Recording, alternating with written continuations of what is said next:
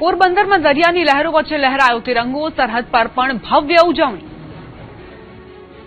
દેશભરમાં આજે 80મા સ્વાતંત્ર્ય દિવસની દેશભક્તિ અને ઉત્સાહભેર ઉજવણી કરવામાં આવી રહી છે। દેશભક્તિનો રંગ સરહદથી લઈને દરિયાના ઉછળતા મોજાઓ વચ્ચે પણ જોવા મળ્યો। પોરબંદરમાં દરિયામાં ઉજવણી કરાઈ તો નડાબેટ પર તિરંગો શાંતિ લહેરાયો।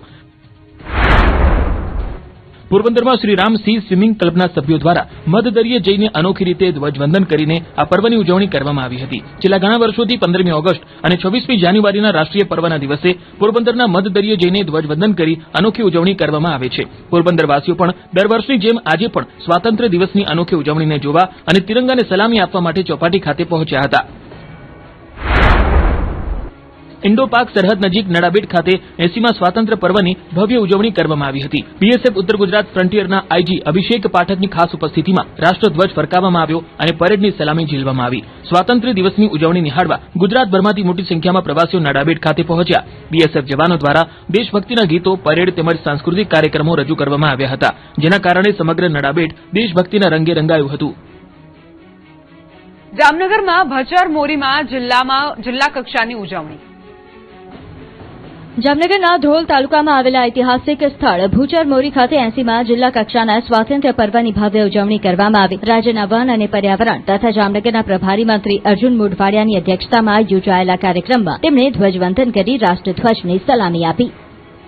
ધ્વજવંદન બાદ મંત્રી અર્જુન મોઢવાડિયાએ જિલ્લા કલેક્ટર પીવી પંડ્યા અને જિલ્લા પોલીસ વડા ડોક્ટર રવિ મોહન સૈની સાથે વિવિધ 9 પ્લાટૂનની પરેડનું નિરીક્ષણ કર્યું। પરેડમાં મહિલા અને પુરુષ police, home guard, NCC, dog squad અને માઉન્ટેડ યુનિટ જોડાયા હતા। શાળાના બાળકોએ દેશભક્તિ આધારિત સાંસ્કૃતિક કૃતિઓ રજૂ કરી હતી, જેના કારણે સમગ્ર કાર્યક્રમ દેશભક્તિના રંગે રંગાયો હતો। આમ ઐતિહાસિક ભૂચર મોરીની ધરતી પર ધ્વજવંદન, ભવ્ય પરેડ, સન્માન સમારોહ, સાંસ્કૃતિક કાર્યક્રમો સાથે જામનગરના જિલ્લા કક્ષાના સ્વાતંત્ર્ય પર્વની ગૌરવભેર ઉજવણી કરવામાં આવી। આ પ્રસંગે સ્વાતંત્ર્ય સેનાનીઓના પરિવારજનો તેમજ વિવિધ ક્ષેત્રોમાં સિદ્ધિઓ મેળવનાર વ્યક્તિઓ અને સંસ્થાઓનું સન્માન પણ કરવામાં આવ્યું। કોંગ્રેસ કાર્યાલયે લહેરાવાયો તિરંગો તો દિલ્હીના કાર્યાલય પર વંદે માતરમના અપમાનનો આરોપ। ગુજરાત કોંગ્રેસ કાર્યાલય ખાતે 80મા સ્વાતંત્ર્ય પર્વની ઉજવણી કરવામાં આવી। પ્રદેશ કોંગ્રેસ પ્રમુખ અમિત ચાવડાએ કોંગ્રેસના કાર્યકરો સાથે ધ્વજવંદન કરી રાજ્યના નાગરિકોને સ્વાતંત્ર્ય દિવસની શુભેચ્છાઓ પાઠવી। ધ્વજવંદન બાદ અમિત ચાવડાએ કેન્દ્ર અને રાજ્ય સરકાર પર આકરા પ્રહાર કર્યા। તેમણે આક્ષેપ કર્યો કે આઝાદીની લડતમાં જેમનું યોગદાન ન હતું તેમનો ઇતિહાસ બનાવવાનો પ્રયાસ થઈ રહ્યો છે। શાહીબાગ પાસેના સ્પોર્ટ્સ કોમ્પ્લેક્સને વીર સાવરકરનું નામ આપવામાં આવ્યા હોવાનો ઉલ્લેખ કરતા અમિત ચાવડાએ કહ્યું કે બાળકોના અભ્યાસમાં પણ આવા લોકોનો સમાવેશ કરવામાં આવી રહ્યો છે। બીજી તરફ ભાજપે કોંગ્રેસના નેતાઓ પર વંદે માતરમના અપમાનનો આરોપ લગાવ્યો છે। સ્વતંત્રતા પર્વ નિમિત્તે આજે દિલ્હીમાં કોંગ્રેસના રાષ્ટ્રીય કાર્યાલય ખાતે કોંગ્રેસ અધ્યક્ષ મલ્લિકાર્જુન ખડગે, સોનિયા ગાંધી, રાહુલ ગાંધીની ઉપસ્થિતિમાં ધ્વજવંદન કાર્યક્રમ યોજાયો। આ દરમિયાન રાષ્ટ્રીય ગીત વંદે માતરમ શરૂ થયું। વંદે માતરમના શરૂઆતના પદ દરમિયાન તો સોનિયા ગાંધી પણ ગાતા જોવા મળ્યા, પરંતુ ત્યારબાદ તેઓ પોતાના સ્થાનેથી હલચલ કરવા લાગ્યા અને ઇશારામાં કોંગ્રેસ સેવા દળના પ્રમુખ લાલજી દેસાઈને બોલાવે છે। રાહુલ ગાંધી, મલ્લિકાર્જુન ખડગેના હાવભાવ પણ બદલાઈ જાય છે। આ જ વિડીયોને લઈને ભાજપે પ્રહાર શરૂ કર્યા છે અને આ હરકતોને વંદે માતરમનું અપમાન ગણાવ્યું છે। દેશભક્તિના રંગે રંગાયા મંદિર, ધર્મધ્વજ સાથે રાષ્ટ્રધ્વજ લહેરાયો। ગુજરાતના વિવિધ યાત્રાધામો અને મંદિરો પણ દેશભક્તિના રંગે રંગાયેલા જોવા મળ્યા। અંબાજીથી દ્વારકા અને પાવાગઢથી જૂનાગઢ સુધી તિરંગાની શાન જોવા મળી।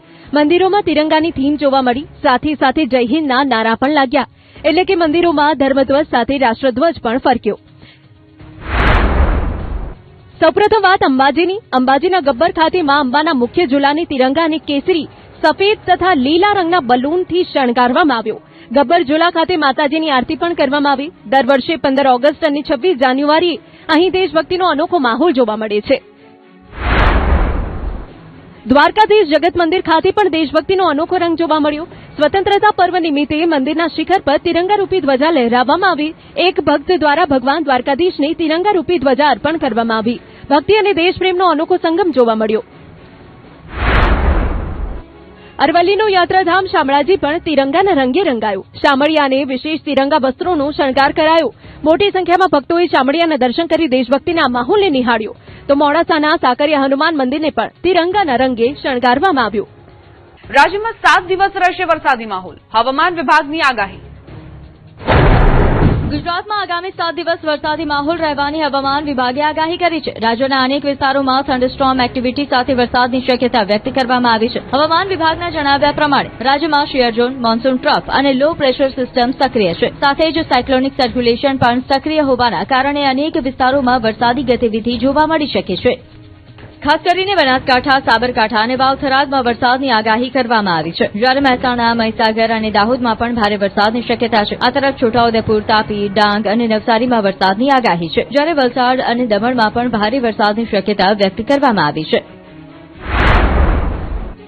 और जो सिनाप्टिक सिस्टम्स हैं गुजरात स्टेट के आसपास, जिनके कारण आज और कल के लिए हैवी रेनफॉल की वार्निंग है, उनमें एक वेलमार्क लो प्रेशर एरिया है जो कि साउथ ईस्ट झारखंड नेबरहुड पे अभी भी बना हुआ है.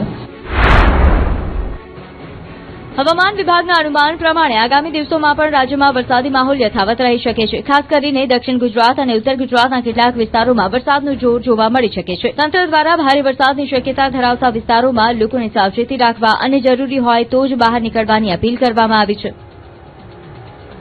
ઉકાઈ ડેમની જળસપાટી વધી, તાપી નદી પણ ગાંડીતુર.